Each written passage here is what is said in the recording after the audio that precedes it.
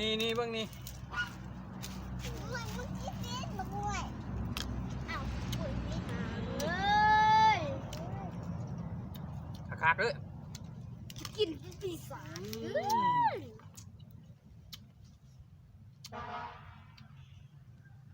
จบ้วยมันเบ็ดโอ้ยมันกินน้อยเดียวก็โย่ว่าอะไรมึงกินมาเมื่อบ่กัดกดมา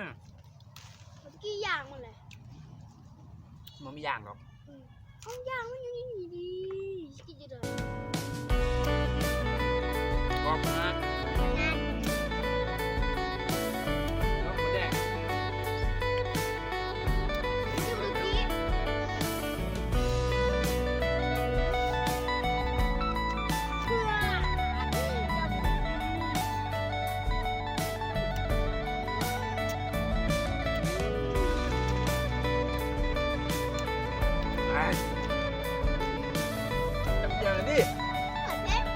เล่นนะพี่น้องพ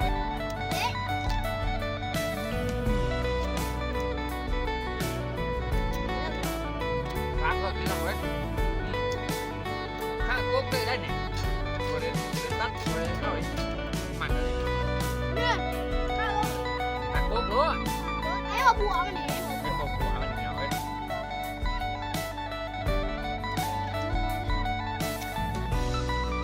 ปลาพี่น้องปลากินปลาเลย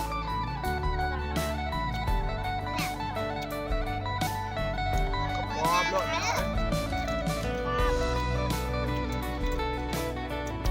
เด็ดจิกซองหนาน้อยหนึ่ง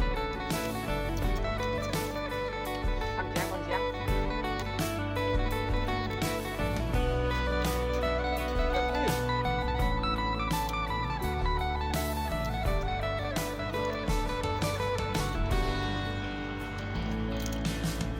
ตอนประเด็นนี่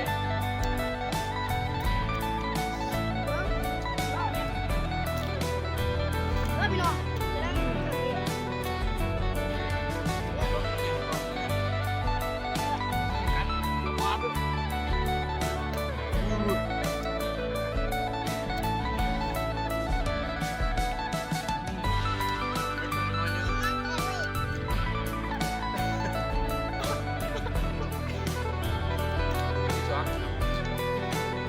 ถ้าโป๊ะให้ทำประกันทุกอย่างเลย